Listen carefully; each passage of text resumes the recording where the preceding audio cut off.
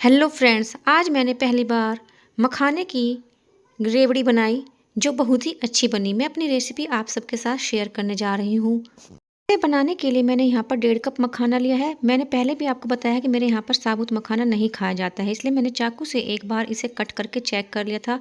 लेकिन मैंने इसको 2 पीस में कट नहीं किया है। पीस आपस में जुड़े हुए हैं, इसलिए देखने में साबुत लग रहा है, लेकिन बीच में मैंने कट लगाया हुआ है।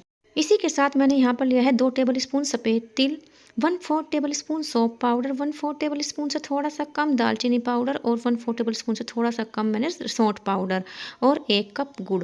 आप अगर मसाले नहीं डालना चाहते, केवल गुड़ से इस रेसिपी को बनाएं तो भी टेस्ट अब इस रेसिपी का बहुत ही अच्छा आएगा। लेकिन मैंने यहाँ पर सर्दी को देखते हुए थोड़े से मसाले डाले। इसी के साथ मैंने एक थाली में देसी घी अप्लाई करके छोड़ दिया है, क्योंकि हमें बाद में बिल्कुल भी समय नहीं मिलेगा। आपके पास पार्चमेंट पेपर है तो आप पार्चमेंट पेपर भी लगा सकते हैं, ताकि हमारी रेवड़ियाँ बर्तन में ना चिपके। इसी के साथ मैंने एक कटोरी में थोड़ा सा पानी भी ले लिया है, जिसमें हम अपनी चाशनी को चेक करेंगे। इसी के साथ मैंने आधा टेबल स्पून घी डाल करके एक पैन गरम होने के लिए रख दिया, जिसमें मैंने अपने मखाने डाल दिए हैं। इससे क्या होगा कि मखाने थोड़े से क्रिस्पी हो जाएंगे, और जब वो गुड़ की चाशनी में जाएंगे तो वो और भी क्रिस्पी हो जाएंगे। इनको थोड़ा सा ज़्यादा क्रिस्प करने के लिए मैंने मखानों को भी रोस्ट कर लिया है। मखानों को रोस्ट करने में हार्डली 1 से 2 मिनट लगते हैं। आपको ये मीडियम फ्लेम पर करना है, क्योंकि तेज़ गैस पर ये अच्छे से रोस्ट नहीं हो पाते हैं। गैस बंद करने से पहले एक बार चेक कर लें एक मखाने को तोड़कर कि वो क्रिस्प हुआ है या नहीं। मेरे मखाने क्रिस्प हो चुके हैं। अब मैं जो हमने तिल लिए थे वो भी गरम पैन में ही डाल दूँगी। गैस को मैंने बंद कर दिया है, क्योंकि हमारा पैन गरम है। इतने आँच में ही तिल अच्छे से रोस्ट हो जाएंगे। तिल के भी भुन जाने पर हम इनको बाहर निकाल लेंगे। अब पैन में हम 1 चम्मच पानी डालेंगे, और उसके बाद जो हमने गुड़ लिया था उसको, और स्लो फ्लेम पर हमें गुड़ को अच्छे से मेल्ट कर लेना है। अपने आप से गुड़ मेल्ट होने में टाइम लगाता है, इसलिए जो बड़े पीस हैं उनको कलछी की हेल्प से थोड़ा सा प्रेस करते हुए मेल्ट करने की कोशिश करें। इससे गुड़ जल्दी मेल्ट हो जाता है। गुड़ को मेल्ट करने में मुझे 2 मिनट लगे हैं, और अब देखिए इसमें अच्छे से बबल्स आ रहे हैं। जब इस कंसिस्टेंसी तक आपका गुड़ पहुंच जाए, जो हमने कटोरी में पानी लिया था अपने पास ही उसको रख ले, और उसमें ज़रा सा ड्रॉप डाल करके देख। जैसे ही गर्म गुड़ पानी के अंदर जाता है वो थोड़ा सा थिक हो जाता है। आप उसको आसानी से पानी में से निकाल सकते हैं। उसके बाद आपको स्ट्रेच करके देखना है। अगर आपका बोल भी इस तरह से स्ट्रेच हो रहा है जैसे कि मेरा हो रहा है, इसका मतलब आपकी चाशनी तैयार नहीं हुई है। आपको इसे और पकाने की ज़रूरत है।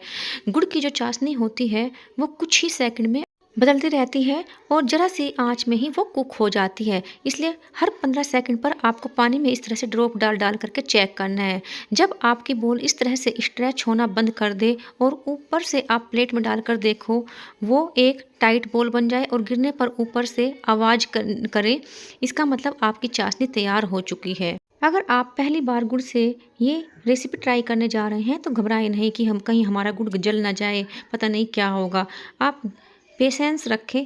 गुड़ की ड्रॉप पानी में डालने पर आप उसे कलेक्ट करो और उसे स्ट्रेच करो। जब वो स्ट्रेच आना बंद हो जाए और उसकी एक अच्छी सी हार्ड सी बोल बन जाए, समझना आपकी चाशनी तैयार हो चुकी है। मैंने गुड़ की चाशनी को कम से कम 5 से 6 बार पानी में डालकर चेक किया। उसमें से स्ट्रेच आ रहा था, लेकिन उसकी क्लिप सही से शूट नहीं हो पाई है, इसलिए मैं नहीं दिखा पाई हूँ।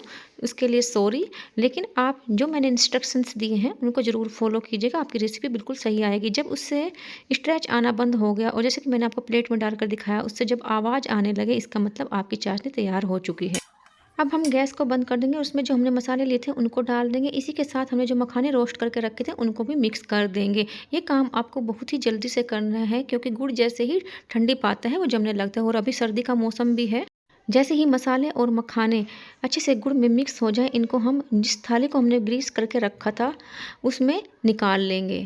इस तरह से करके मैंने सारे मखानों को निकाल लिया। अब इनको थोड़ा सा फैला देंगे ताकि ये आपस में चिपकने ना पाए, और इनको गर्मा गर्म एक दूसरी प्लेट में लेकर के हमें अलग अलग कर लेना है, क्योंकि गुड़ होता है उससे ये मखाने आपस में चिपक जाते हैं। इसलिए जब ये गरम गरम है उसी टाइम आपको अलग अलग कर लेना है। इस तरह से करके मैंने सारे मखानों को अलग कर लिया है, और देखिए हमारी मखाना गुड़ रेवड़ी तैयार हो चुकी है। लास्ट में एक बार फिर से बताना चाहूँगी, बस आपको चाशनी बनाते हुए ध्यान रखना है कि जब आपकी चाशनी खिंचनी बंद हो जाए और वो प्लेट में डालने पर आवाज़ करने लगे, तभी आपको मखानों को ऐड करना है। आपकी ये रेसिपी बहुत ही अच्छी बनेगी। Thanks for watching. Bye bye.